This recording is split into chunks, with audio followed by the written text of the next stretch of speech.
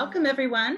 Thank you for joining us for this program. My name is Emily Johnson. I'm the director at the Center for Arts and History at Lewis Clark State College in Lewiston, Idaho. Tonight's program is a part of a semester-long series of events planned in conjunction with our current exhibition, The Land of Persepolis, Introducing Persian Culture to the West, on view at the center through December 10th. I encourage you to visit our website to view the online exhibition component and recordings of our past programs from earlier in the series. I will now turn things over to exhibition coordinator Tirajeh Aslami to introduce our guests. Thank you, Emily. Hi, everyone. My name is Tirajeh Aslami. I'm the exhibit coordinator at the Center for Art and History. Tonight, we will have a conversation with the producer and director of the Broken Grail movie. Somaye Chaichi is a freelance researcher and filmmaker with a master's degree in communications from the University of Tehran. She has produced several films, including Broken Grail, Iran Cinema in Pursuit of Happiness, and Beauty is in the Eyes of the Beholder. Armin Naderi lives and works in Tehran. He holds a bachelor's degree in cinema directing from the Media and Broadcasting University in Tehran. He has directed several short documentary films. His work have been nominated for several awards, both nationally and internationally, and he served as a judge for Los Angeles Cinefest 2018 and Hollywood Screening Award 2021. Somaye and Armin, thank you so much for joining us today. If you're ready, we can start. Dear Tiraj and dear Emily, thank you very much for your invitation and for having us. And we're happy to start this conversation. Thank you. Thanks for joining us. So to get things started, I was hoping you could each tell us a little bit about your role in the making of Broken Grail. Very good. I start first. I was the producer and the main fiscal investor of this project. Actually, as the producer, I was supposed to prepare all the licenses necessary for shooting and do all the coordinations with people who are going to be interviewed. And I also worked as an international relation of this project, and I also do the distributing of these projects in Iran and in outside of Iran. And alongside of all these responsibilities, I also managed to have the archival footage, actually, to gather archival footages from all around the world. Because this movie, as you know, it was an independent movie, and we had to do all the works by ourselves. So because of this, every one of us had several jobs to do. I now turn to Armin, and I want him to explain his job as a director, writer, researcher, and host of the movie. Armin, بگو که چه نقشی داشتی توی این فیلم که برای کار کردیم ما. اوکی. اول سلام میکنم خدمت به شما و همه دوستان و عزیزانی که در حال تماشای این ویدیو هستن. من پژوهشگر کار بودم، نویسنده و کارگردان بودم و در واقع ما ایده فیلم رو در یک گروه 3 نفره استارت زدیم و بحث پژوهشش مطرح شد که در یک بازه زمانی طولانی اتفاق افتاد و برای پژوهش نیاز بود که زمان زیادی صرف بشه برای پیدا کردن منابع اصلی و ترجمه اونا و خوندن اونا و بعد تحلیلش. بعد از پژوهش بحث نویسندگی و دراماتیزه کردن پروژه بود که تبدیل بشه به یک فیلمنامه‌ای که هم جذاب باشه و هم در واقع پایبند باشه به اون اصول علمی و فکت هایی که قراره درباره یک رخداد تاریخی ارائه بکنه. بعد از این مرحله کارگردانی بود و چالش های فراوانی که برای تولید یک فیلم توی ایران باش روبرو هستیم. Armin was the main researcher of this project, actually, and we started the concept of the project in a group of 3. And after that, the process of researching and investigating for the genuine documents started.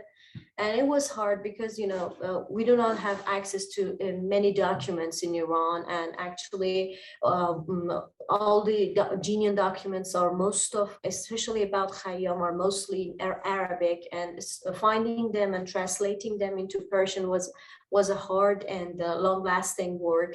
And after that, the process of dramatizing the first script, which was a pure research-based script, it was mainly on Armin's shoulder. He did it all alone, all by himself. All the ideas of dramatizations came to him, and he wrote the main script of the film.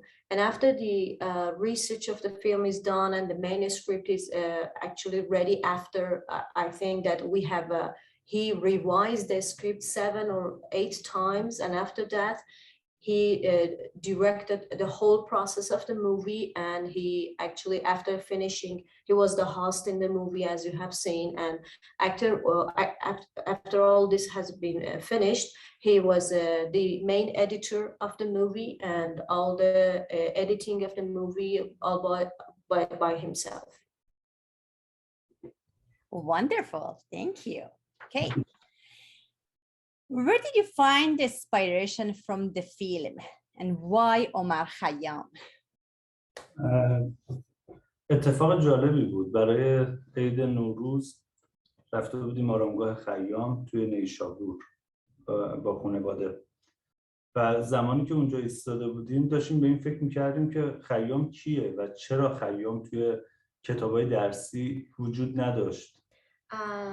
During one Nowruz festival, we, Armin and I and his family, went to Neyshabur, where the mausoleum of Khayyam is locating. And during the visit of that place, we just thought to ourselves that who was Khayyam? There wasn't any notes there to introduce this person. And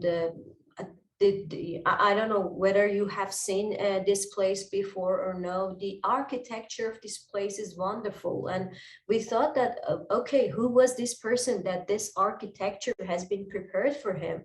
And we didn't have any account of Khayyam in our school books and in the university. The only thing that we know, it was that he was a poet. And he wrote some rubais, and we thought that he was a poet. But okay. بعد همینجوری که ایستاده بودیم یه گروه از مدرسه آورده بودن، همه رفتن روی قبر خیام ایستادن، عکس گرفتن. معلم بهشون گفت این یه شاعر قدیمیه و رفتن بیرون از آرامگاه. تموم شد اردوشون با همین یک جمله. As we were standing there and we were watching, a group of school children came to visit this place. They go actually on the grave of Khayyam, and they had their picture, and their teacher told them he is an old poet. He wrote some poetry, and they went, and they didn't even stay for 1 minute. And بعد ما گفتیم خب این اگر شاعره چرا فقط این سوال برای بقیه پیش نمیاد که اگه این فقط شاعره چرا توی مقبرش پر از اشکال هندسیه؟ چرا اینقدر خطوط شکسته استفاده شده؟ دنبال چی بودن از این همه درست کردن مثلث به عنوان پوزچه، به عنوان فرم اصلی بنا؟ و رفتیم سمت این که بدونیم کی معماری کرده و طراحی کرده اینجا رو. زمانی که با معمار روبرو شدیم دیدیم بلایی که سر خیام اومده در تاریخ ایران سر معمار آرامگاه خیام هم اومده و با همون بی‌مهری با اینم برخورد شده، از کشور اخراج شده و اون هم به نوعی استعاری از کشور اخراج شده. And then we just told ourselves that if this person was a mere poet, why all these geometrical features are around in his place, and all these special features like triangles in the form of ponds, and all these coordinations between these places and as a whole architecture.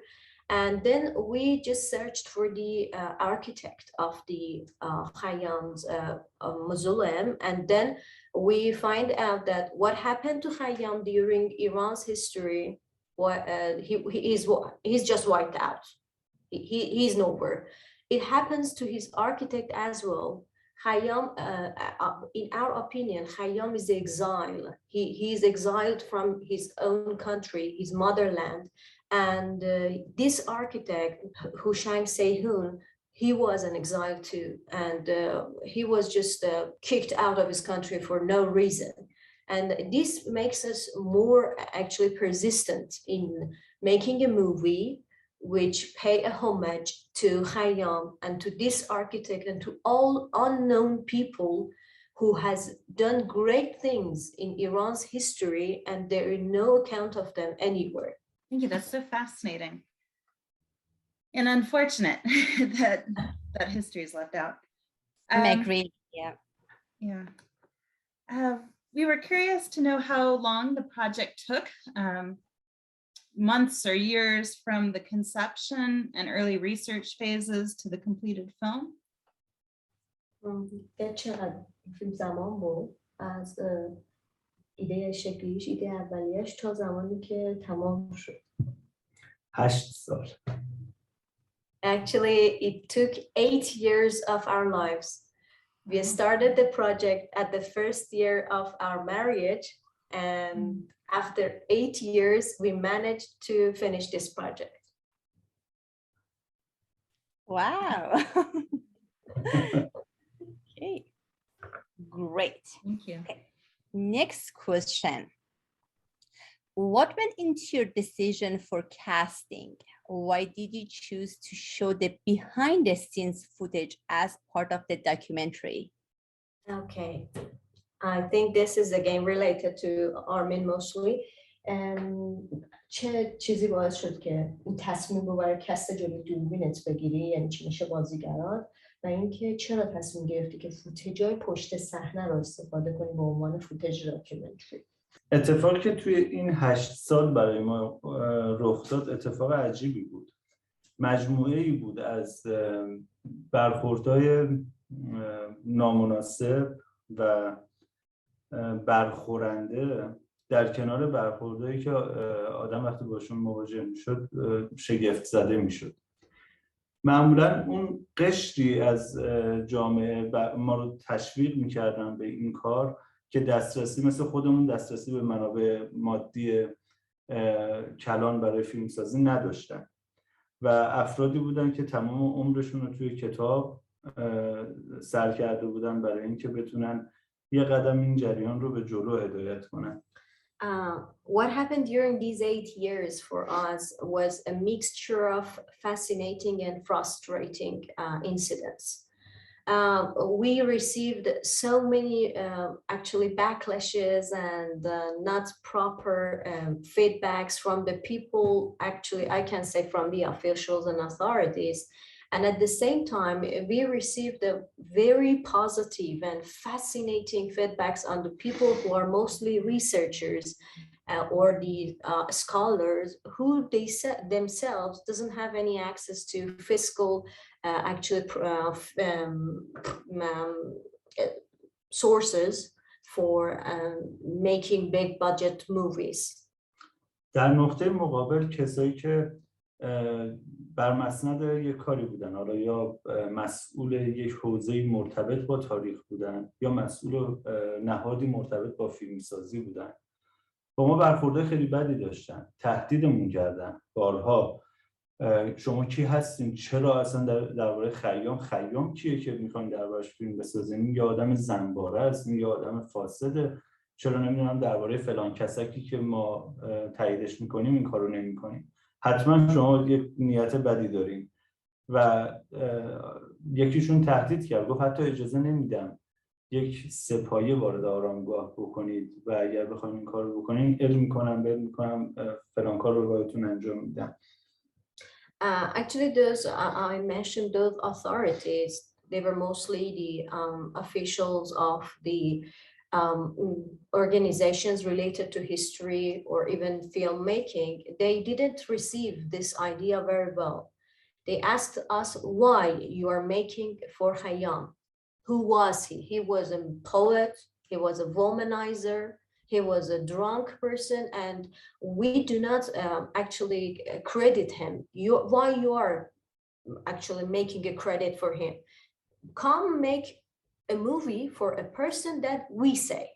And even in one of the meetings, I remember that one of those person started threatening us out of nowhere. He just told us that I won't let you even to actually bring a tripod or even your camera in Khayyam Mausoleum. He said that you are, I think that you are having bad intentions for the country. And we said, why are you doing this to us? مجموعه این اتفاقات باعث شد که خب ما مجبور باشیم که از منابع شخصیمون استفاده بکنیم. یعنی سرمایه تولید این فیلم رو مجبور بودیم خودمون تامین کنیم و سختی‌های فراوانی داشت برای تامین کردن هر قسمتی از این کار و مجوز گرفتن برای هر مرحله از این پروژه به اسم فیلم‌های دیگه. حرفایی که شنیدیم، فشارهایی که بهمون وارد شد و توهینایی که توی این مسیر تحمل کردیم که بعضیاش واقعا خیلی رنج آوره، الانم برام خیلی جالب نیست گفتنش، ما رو به فکر فرو برد که خب ما چجوری میتونیم یک فضایی ایجاد بکنیم که اولا روی تایملاین تاریخ زندگی خیام رو نه به عنوان یه آدمی که در دوره حیات خودش فقط بوده، به عنوان آدمی که در یک تایملاین بلند تاریخی زندگی کرده و فراز و فرود داشته نشون بدیم و شرایط حال، اتفاقاتی که برای خودمون افتاده و اون در واقع نگاهی که به خیام هست و ظلمی که به ما شده رو هم به شکلی دراماتیک نمایش بدیم، ولی شعاری نشه و تبدیل نشه به یک در واقع شوآف، یعنی اون چیزی که واقعیت رو بتونیم به تصویر بکشیم. All the things that happened to us, all these actually backlashes that we received from people who could help us to make this movie even greater, even actually magnificent and spectacular, made us to think that how we can actually dramatize the life of Khayyam, not in the history of his own time, but his impacts after his time, and all these actually misfortunes that we encounter at the same time. And we also wanted that this should be real because it is a documentary. And we want to have a real picture, a real feeling, and actually we can say that a near experience of what we had experienced during this process. So we decided to put actually a theater group and shows all the misfortunes that we had in the form of their experiences.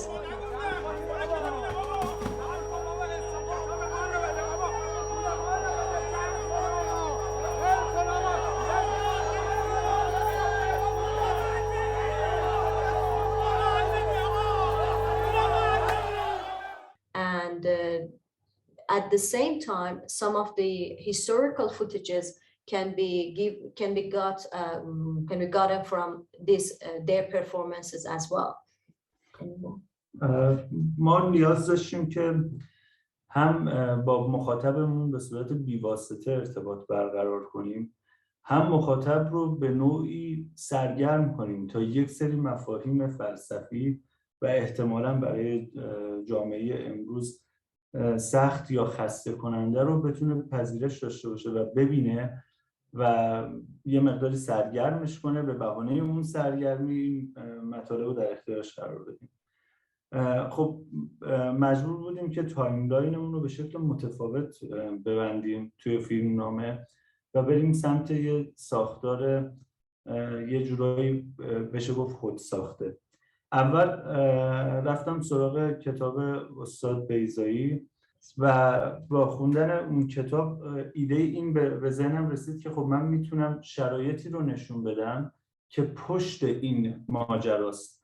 یعنی من میتونم بگم که به مخاطبم بگم ببین این یک فیلمه و تو وقتی داری بازسازی منو میبینی، شخصیت تاریخی من، مثلا غزالی من، ملک شاه من، اینا مال جهان منه و اون بازیگر لباس تاریخی پوشیده ولی داره سیگار میکشه، یا لباس تاریخی داره ولی عینک روی چشمشه و عوامل پشت صحنه رو کنارشون قرار بدم و از گفتگوهای داخل پشت صحنه فرامتن ایجاد بکنم که شرایط حال رو در بر بگیره، شرایطی که دربارش اجازه ندارم صحبت کنم ولی میخوام بهش اشاره کنم. بنابراین 2 تا لایه درست کردم از فیلمنامه که در یک لایه به صورت یک مستند بیواسطه همه برای دوربین و برای مخاطب دارن توضیح میدن و در لایه دوم به شکلی داستانی شرایطی رو میبینیم که مربوط میشه به بحران‌های یک گروهی که میخوان یک کاری بکنن و اون گروه نه از طرف مردم پذیرفته میشن نه از طرف حاکمیت. The main dramatization of this work, actually, Armin read one of the Mr. Bezai's work, and it one of his plays. It's named Majlis Zarbat Zadan, and he got the idea of that, put this theatrical group in the actually heart of a documentary, which may be somehow difficult because it's difficult to understand because of all those philosophical concepts and mathematical concepts that are presenting. Because of the complication of Khayyam's lives, we need some entertaining aspects for people, because when they watch, they are entertained and they are seeking for the end of this group, what is going to happen. And at the same time, they little by little, they understand that what has happened to Khayyam during all these years, even after his death.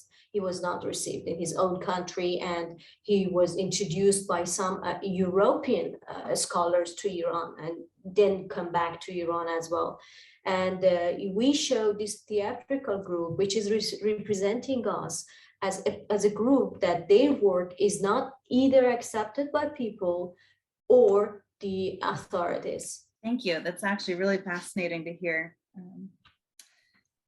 So Broken Grail has been selected for several film festivals. In your opinion, is film festival participation critical to the success of the film? Why or why not? Actually, I do not believe that film participation in film festivals is a critical point for the success of a movie. But I should just add that in this stage that we are, and as independent filmmakers, we do not access to distribution platforms. And we cannot make our voices be heard or make us to be seen, because we are independent filmmakers and documentary makers, and no one just told us to make this film. So in order to be seen and in order to be heard, we needed to participate in several film festivals, because we actually, I myself really wanted this movie to be seen, because it is very important. It is a project of our life, and it is very important for us that people understand and see one of Iranian polymath who is not known during history, and who is not paid much attention, that he's really worth it and he deserves it. So I think that in this stage, participation in film festivals is really critical for independent movies, because they are very good stages and platforms for these movies to be seen. But I do not agree that, and I disagree with this idea that we make movies that are related with film festivals, that are in accordance with film festivals in order just to win some prizes and to actually be famous in festivals. No, this is not something that we pursue with Broken Grail. We just participated in festivals because we wanted to be seen and also to be heard. Because when you are having some international acclaims, in Iran, it is like this, that when you go and you tell someone that, okay, we have won several festivals and we have been in several festivals, they thought that, okay, that's okay, let's think about their movie. And this is why we participated in several film festivals. Could you tell us in which countries the film has been screened? Have you shown it in Iran? Why or why not? Actually, this movie has been screened 1 week in London. It is online during, I think that during a session Liftoff Film Festival. And it is also screened online in India via two actually film festivals that we have been selected. And it is actually screened in your exhibition. And we are really thankful for that. But in Iran, we only had a private screening so far, because when we finished the movie, we couldn't actually, it was the outbreak of the COVID and all those pandemic issues, and we couldn't go to public screening. And after we got a screening license from the Ministry of Culture, we are waiting for art and experience cinema. It's a bunch of cinemas in Iran that just actually screen experimental movies and documentaries. We are waiting for them to tell us that whether they want to screen our movie or not. It's been, I think, that 5 months that we have sent our movie to them, and whenever we call, they said that we are not ready to watch your movie, or the council has been canceled and all those things. We are ready, and if we can get a screening in the cinemas, we will screen it in the cinema, or if we cannot, we go to online platforms. Thank you. Welcome. So what do you hope your audiences will take away after watching the film? فکر می‌کنی که مخاطب دوست داری، یعنی چه چیزی رو بعد از دیدن فیلم تو دریافت می‌کنه؟ خیلی سوال جالبیه. تو جامعه‌ای که ما هستیم، مردم بیشتر مردم بر پایه سنت یا مذهب به مسائل ورود میکنن و بهش فکر میکنن. Actually, that's an interesting question. In the society that we live, people usually approach issues on a religious view or on traditional view. و الان با توجه به تکنولوژی‌های جدید، حالا بذاریم اسمشو، که سالهاست اومده و توی ایران مرسوم شده، در یک دهکده جهانی قرار گرفتن. And these days, because of the new technologies that have been introduced to the world, and because of the internet and social networks, these people are being put in the global village.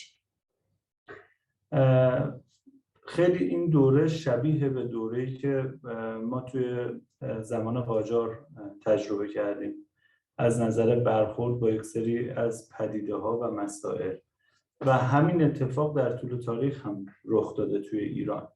میتونیم اسمشو بذاریم وارانه‌خوانی یا تعبیر برعکس شرایط.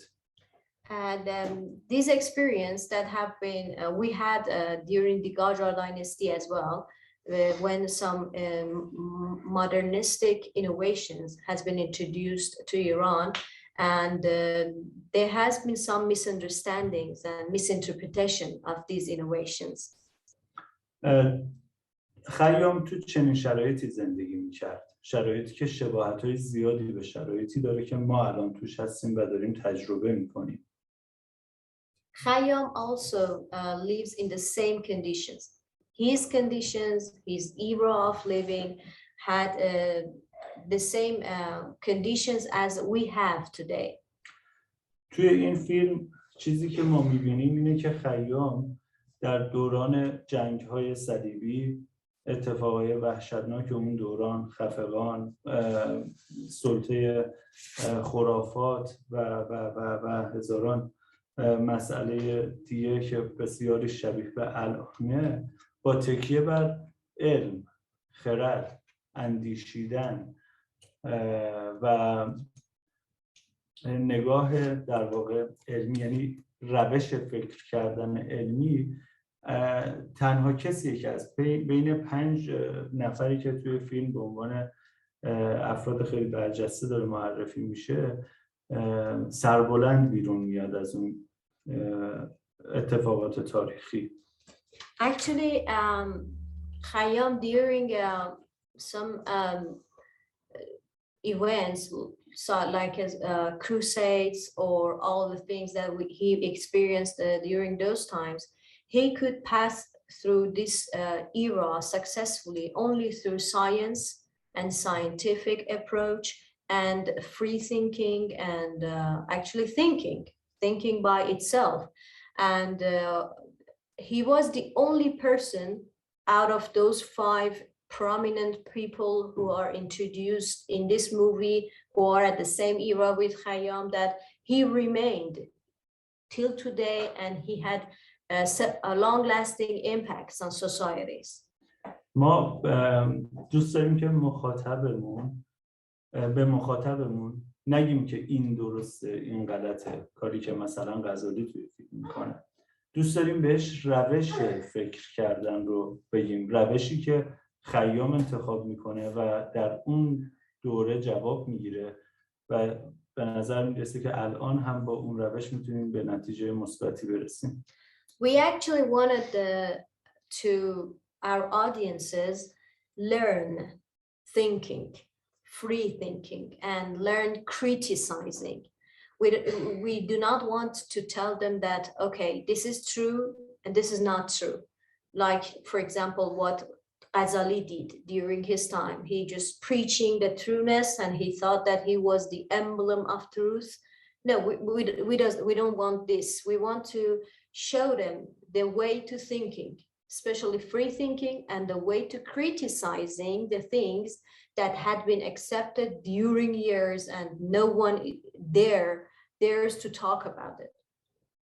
Okay. Thank you. What do you think of the future of the film look like? Do you think film has the power to create social change? میگم که فکر کنم آینده فیلم چجوری خواهد شد، قدرت ایجاد تغییر اجتماعی رو داره. آیندهش رو من بگم، شما راجع به تغییر اجتماعی صحبت. Actually, about the future of the film, that's a very good question. I am, as a person who is distributing this movie by myself, I would like to distribute this movie as much as I can, especially during the cultural events like the exhibitions in your center. And my next step will be Iranian studies organizations around the world. I want to send this movie to them, and I want to distribute it as much as I can. And in Iran, I don't know where it will go and what will happen to it. But and I should say that it is still in movie festivals, in several movie festivals, and recently it has been officially selected in another festival in England, which will be going to be screened online again there. And it became a finalist in Accord Film Festival as well. And I wish that I can distribute film and I can reach as much as audience as I can, because I think that the mission of this film is to actually giving information to people, and actually in this era that the people after the pandemic and after the COVID-19 time, they are passing through like to me is like the Great Depression after the World War, because people don't think that a virus could just destroy their lives for 2 years or even more years. And I think that the way Khayyam looks at the world, the way Khayyam looks at its transitory beauties and teaches us that, okay, this world is transitory, you cannot do anything about it, but you can think, produce, and you can be fruitful. So I want this message actually pass to this as many people as it can. And about the social change, I just pass this question to Armin.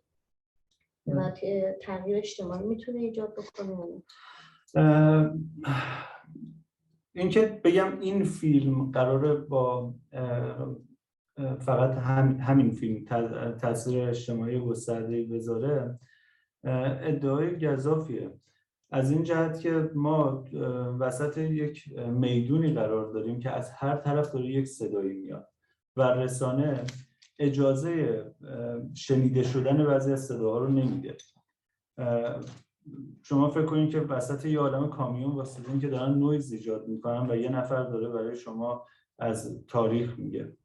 If I say that this movie is going to make a big social change, I think that it is not a validated claim, because these days we are living in a world that is surrounded by many media, and there are many messages out there that some messages are going to just wipe the other messages or the other currents and the other things. بحث کاشته اثرهای فرهنگی به این شکله که ما در طول زمان با تولید چنین آثاری تأثیر میذاریم روی افرادی که اثری رو قرار تولید بکنن و از یک تکثری میرسیم به اون تریبونی که بتونیم این صدا رو حالا به گوش بقیه برسونیم. Maybe through the actually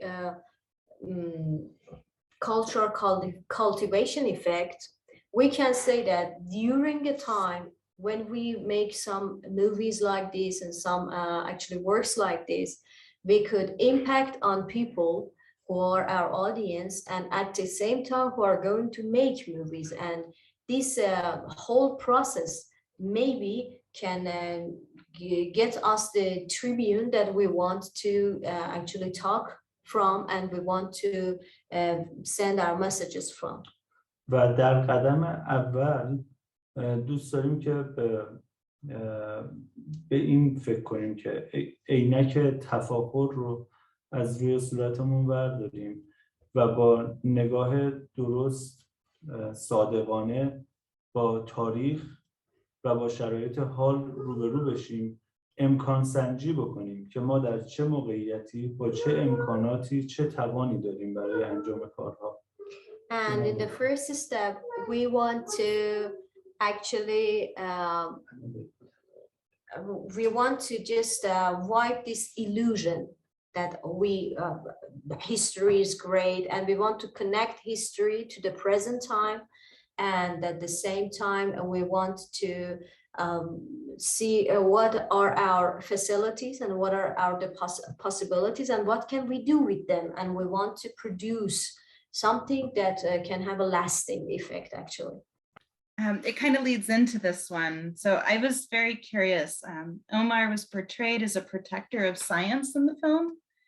What do you think he might say today to those who dispute things like climate change, the effectiveness of vaccines, or that the earth is round? Okay. I think that is again related to Armin. میگن که داخل این فیلم عمر خیام به عنوان محافظ علم نمایش داده شده. فکر می‌کنم که اگر امروز بود با اون آدم‌هایی که تمام دستاوردهای علمی رو زیر سوال می‌بردن، تاثیرگذاری واکسن یا حتی اینکه زمین گردن زیر سوال می‌برن، چی میگفت بهشون؟ دقیقاً این مثالایی که آوردین از این افراد اون چیزیه که بهش میگیم وارانه خوانی از شرایط. The people that you have actually mentioned in your questions are the examples of what we call misinterpretation, or we can say that I think that misinterpretation is the best equivalent to this expression. که زیادم اتفاق میفته درباره همین واکسن که گفتیم و مسائل دیگه.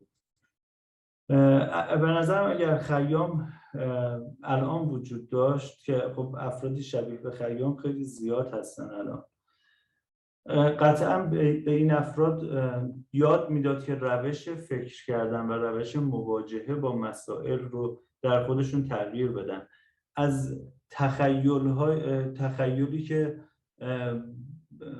در واقع پاش روی زمین نیست جدا بشن، از توهمات ذهنیشون، از اون چیزی که سنت بهشون آموخته و از خرافات جداشون میکنه و به اونا یاد میده که 1 به علاوه 1 همیشه جوابش میشه 2. I think that if Khayyam exists today, and the people like Khayyam, he would try to teach thinking and actually critical thinking to these people. He would tell them that, okay, just get away and just just get one step back from all the superstitions, from all the traditional views that has been taught to you during years, and try to think and try to view the conditions in realistic way, and try to understand that 1 + 1 equals 2 always, and there is no exception for that. And we're ready for the next question. Thank you. Next question. What advice would you give for a student who might want to pursue a career in filmmaking? Filmmaking. Okay. میگن که چه پنداندازی به دانشجوهایی میدین که میخوان وارد حرفه فیلم سازی بشن؟ خب این سوال برای من خیلی سخته، چون که معمولا این سوال رو کسی جواب میده که یه جای خیلی محکم واسطاده. Actually, this is a hard question because Army thinks that this question is for a person who is standing, who is getting to somewhere in his career and that is well claimed, and actually he thinks that he's at the start of his career and he's not in a place to give an advice to people. ولی چیزی که هر روز به خودم به عنوان یک نفری که داره فیلمسازی رو در لحظه آموزش میبینه در واقع میگم اینه که به خودم همیشه میگم اولا فکر خودت رو محدود نکن، بساز و اجازه نده که هیچ اهرم فشاری، حالا چه پول چه هر چیز دیگه، باعث بشه که تخیل تو محدود بشه و تو خودتو سانسور کنی. به نظر من هر کسی که فیلم میسازه، مثلا توی بحث مستندسازی، باید به این فکر کنه که فیلم یک پلتفرم مثل کتاب، مثل مقاله و مثل اینجور چیزا و باید باشه همینطوری برخورد کنه، یعنی بر مبنای یک اندیشه علمی بیاد جلو، حتی زمانی که داره کار داستانی میکنه، مشابه فیلمنامه‌ای که برای سینما ما داریم می‌نویسیم. Okay, he says that he's saying the same sentence that he just tells to himself every day. He thinks that he's learning filmmaking at the moment, and he thinks that he wants to tell the students that not to limit themselves and not to limit their imaginations. And they should not let any outside pressure like fiscal problems or I don't know, governmental problems or anything. They should not let anything to censor their imaginations. They should let it grow. And at the same time, especially in documentary making, they should pay attention to research and to actually qualified scientific research, because documentary movies are the same as books, articles, and they're just maybe they reach wider audiences.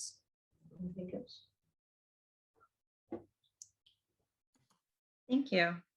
That question kind of lends itself to this next one. I'm curious, what inspired you to pursue a career in the film industry? And then do you have any favorite films or filmmakers you'd like to share with us? Very good. خب اینو میگن که چه چیزی باعث شد که شما وارد فیلم سازی بشین و یا فیلم یا فیلم ساز مورد علاقه دارین یا نه که میخوای شما شروع کنی یا من شروع کنم بعد پس کنم شما شروع.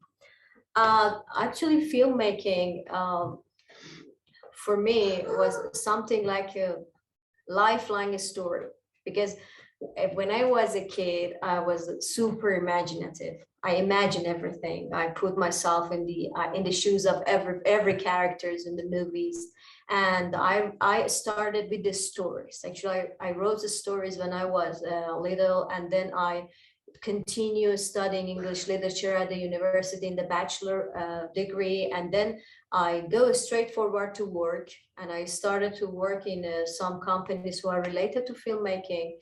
And then I thought that that was not enough for me scientifically. So I started to study communication studies because what fascinates me with movies is the effects that they have on popular culture and their audiences and their people.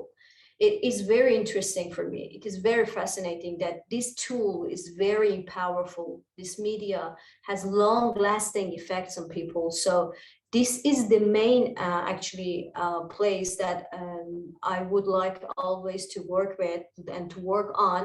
And the reason that I wanted to be the producer and not a director, or I have worked in the writing section, but mainly I want to be the producer because I think that the producers actually help the movie to grow after the production. They help it to be seen. And about the movie makers, I watched many movies, but I have a high respect for Mr. Farhadi and his works. I really like his cinema and his view of the world. I really like his realism because it is full of details. And at the same time, I'm really fond of Mr. Scorsese because to me, he is an adventurer. He just walked into every genre and he is successful. And to me, it is great. And you? من پدرم فیلمساز بود و عادت داشت که همیشه دوربین دستش باشه و از ما فیلم بگیره. و زمانی که من خیلی بچه بودم، چون خیلی خجالت میکشیدم از اینکه جلوی دوربین باشم، تصمیم گرفتم برم پشت دوربین و به بابام گفتم اجازه بده من فیلم بگیرم. و زمانی که توی ویزور رو نگاه کردم احساس کردم که دنیایی که از اون تو میبینم و انتخاب میکنم دنیای خیلی جذابتریه تا اون چیزی که همه چی قرار داره توش. Armin's father was a filmmaker himself, and during their childhood, his father actually uses a camera to film their childhood, and he was very shy. He didn't want to be in front of the camera, so he asked his father to go at the back of the camera, and he became the person who just filmed everyone. And when he started filming, for example, his brothers and their memories, he understands that the way he chooses to see the world is much more beautiful and much more greater than the whole world that is existing. و برای من فیلمسازی در اون زمانی که خیلی بچه بودم از اینجا اهمیت پیدا کرد که میتونستم جهانی برای خودم توش خلق بکنم، چیزی که دوستش داشته باشم و اون قسمتایی که دوست ندارم و ازش خارج کنم. And to me, what is really important in filmmaking is that I can make a world in it which is totally mine, and I love it, and I can live in it with its characters and with all incidents.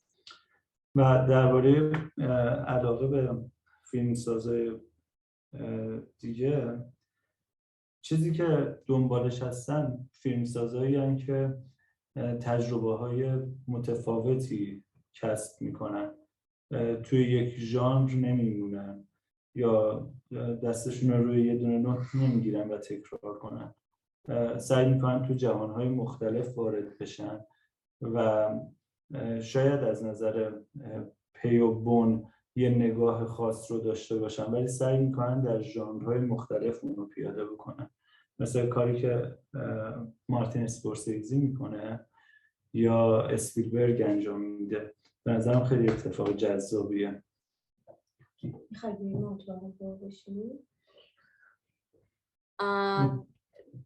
Actually, for Armin, a great filmmaker is a person who is experiencing with new worlds and who put himself or herself in challenges to go into genres that are new for him. As I said, like Martin Scorsese or like Spielberg, they experience many things.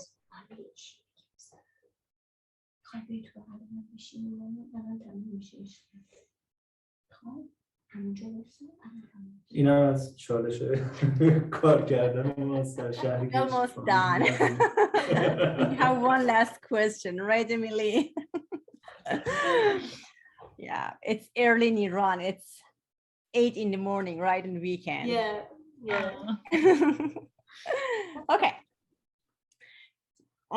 Last question. Would you like to tell us what you're working on now next? And is there anything we didn't cover that would you like to share with our audience? Okay. با اون سال آخر بگن که راجع پروژه که الان داریم روش کار می‌کنید صحبت کنید و اینکه آیا چیزی هست که می‌خوام بگین و اینها راجعش صحبت کنید. من بگم پروژه که دارم روش کار می‌کنم رو و بعد شما ورود پیدا کنید. Actually, at the moment, I'm working on an article which was going to be published soon. It was the results of what can I say? It was the results of a study which took also, I think, 6 or 7 months. I worked with Tehran University, and we studied the box office movies of Iran during after revolution, and we just searched for the ethical issues, moral issues according to Islamic view, and we wanted to actually see how much they are in accordance with Islam moralities. And we are working on the results and the article and maybe a book which will be published soon. And Armin John? من از سوال دومتون شروع میکنم، برمیگردم به سوال اول.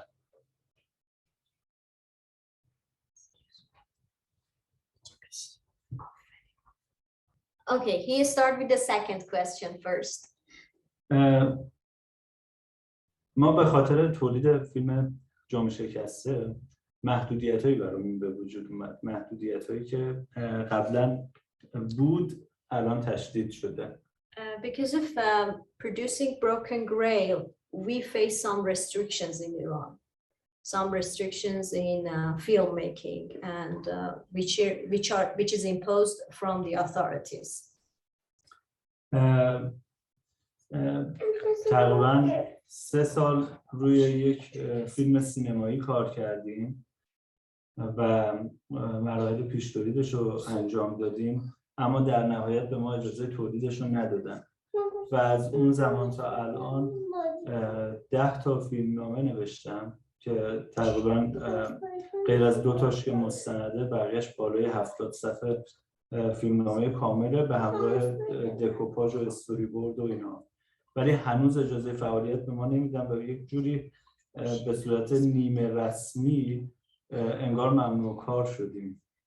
We have worked on the pre-production phase of our first feature film for almost 3 years, and at last we couldn't manage to finish this film, although everything was ready. Whenever we go, it seems that something was wrong and they couldn't let us to proceed or continue. After that, Armin wrote almost 3 or 4 other feature screenplays. All of them are in pre-production, and wherever we go, the screenplays are great, but the answer that we get that, wait, we will help you, but there is no help out there. اما در حال حاضر من درگیر پژوهش یک کار مستند هستم که برام خیلی اهمیت داره. شاید اینجوری بگم که اهمیت این کار برابر با تمام اون 10 تا پروژه‌ای که تا الان نوشتن. و اون یک فیلم درباره تاریخ بردهداری در ایرانه. At the moment, Armin is working on a research project, which is going to be a documentary. And this project is very important for him because of all its features and historical impacts that it would have. And it is about the history of slavery in Iran from the start till present.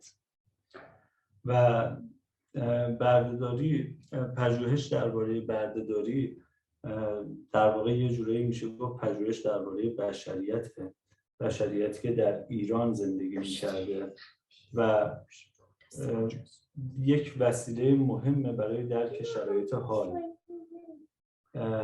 خیلی امیدوارم که بتونم این فیلم رو با امکانات مناسبی تولیدش بکنم، چون چیزی که الان روی کاغذه اتفاقیه که میشه به جرئت گفت در یک منبع مشخص وجود نداره و خالی شده از اون مسائل تزیینی که یا مسائلی که به صورت ملی‌گرایی افراطی یا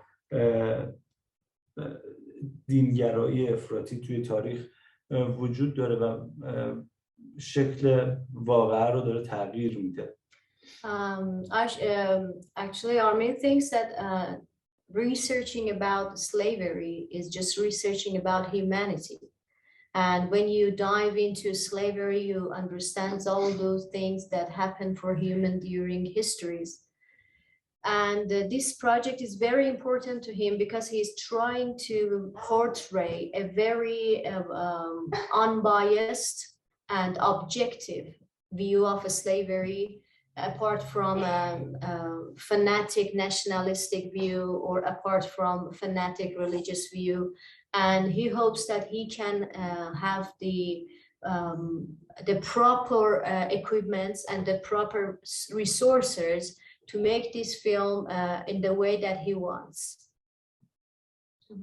و چیزی که هستش اینه که ما توی فیلمنامه‌های سینماییمون هم سعی کردیم این نگاه داشته باشیم، هم نسبت به مسئله تاریخ به این معنا که تاریخ و گذشته دوتا امر جدا از هم هستن. And actually, Armin is after something which is also present in his feature project, that past and history are not the same things and they are apart. And actually, he is after following a scientific view in writing event feature screenplays and scripts. Anything else? میخواستم اینم بگم که توی این مستندی که دارم برای بردهداری پژوهش میکنم، اتفاقی که به صورت زنجیره‌ای در طول تاریخ باش روبرو بودم همین مسئله بود، مسئله وارانه‌خوانی از شرایط موجود. مثل این که مثلا من بیام به عنوان مسئول به شما بگم که نیاز نیستش که واکسن بزنید، کرونا یک سرماخوردگی ساده است و این نه یک اتفاق برای امروزی، اتفاق تاریخی در این کشوره که در مواجهه با مسائل با بستن چشمشون و تعبیر کردن هر فاجعه‌ای و در واقع مصادره کردن هر فاجعه‌ای به نفع حاکم سعی کردن شرایط رو ردخ و فتح بکنن به نگاه خودشون. What he came in this actually research about the slavery is also the continuous misinterpretation of events in favor of some parties, government, religion. For example, even today, some people are just saying, you don't need to get the vaccination because COVID is just like a flu and you can go pass through it because we don't know what these vaccines are.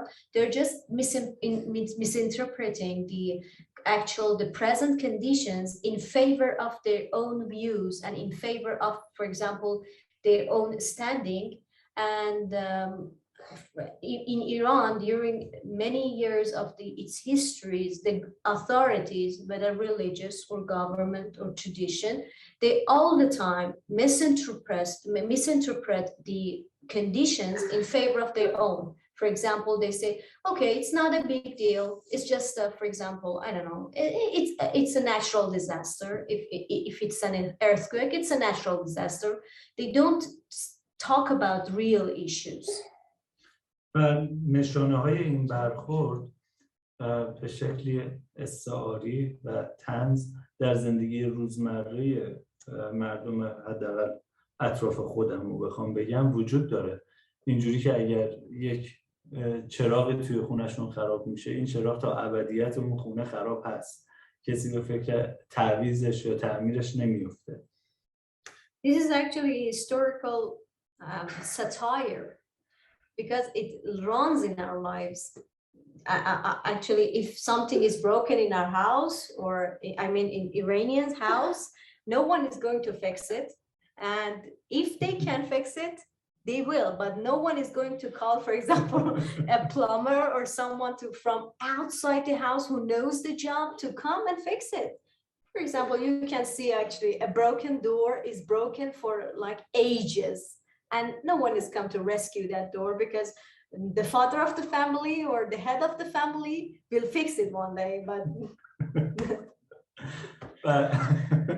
چیزی که شخصا خیلی دوست دارم اتفاق بیفته از جانب من توی اثری که میخوام درست بکنم اینه که چه در مستند و چه در فیلم داستانی این رو به مخاطب بگم که ما میتونیم به یک شکل دیگه با اتفاقات مواجه بشیم و با پذیرش یک اتفاق یا ماجرا یا یک پدیده و نگاه صادقانه و منصفانه به اون جریان بدون اینکه احساس کنیم که چیزی از شأنیت ما کم میشه بپذیریم و اقدامات لازم رو انجام بدیم.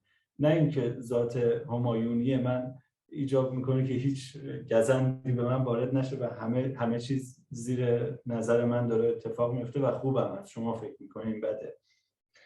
What he actually wants to receive and actually to achieve in his movies is that view that, okay, some problems exist, so we should solve this problem through its proper way, not through, for example, some illusion that, okay, we are the greatest people in the world and we're not going to do anything and we are perfect and no one should help us because we don't need their help.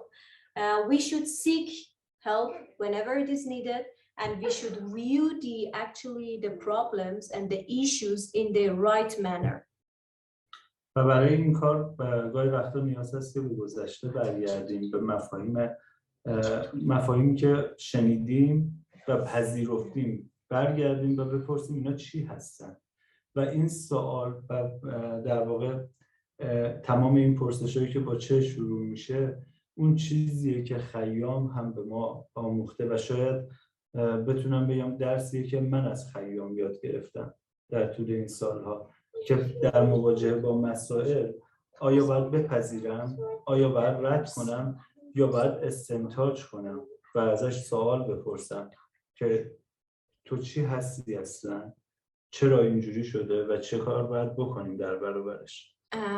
And he thinks that this is what he learned mostly from Khayyam, the viewing the past, and whenever we encounter a question or whenever we actually want to rethink about the issues of the past, we should go to the past and ask critically about the basis of all that we believe, and the questions which start with what and which are very important in Khayyam's ideology and Khayyam's thinking.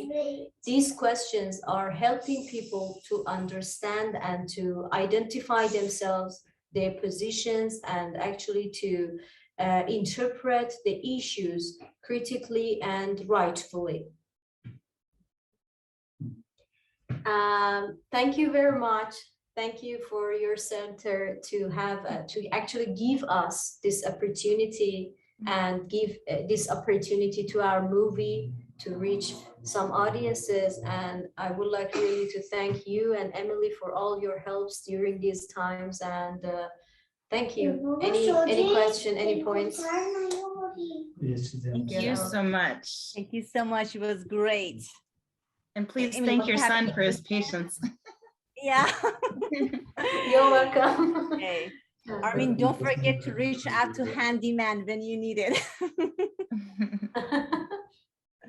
Okay, thank you so much, everyone. Have a great night, Emily, and have a good morning, Armin and Somaye. Bye. Thank you again. Bye. Thank you very much. Bye. Bye.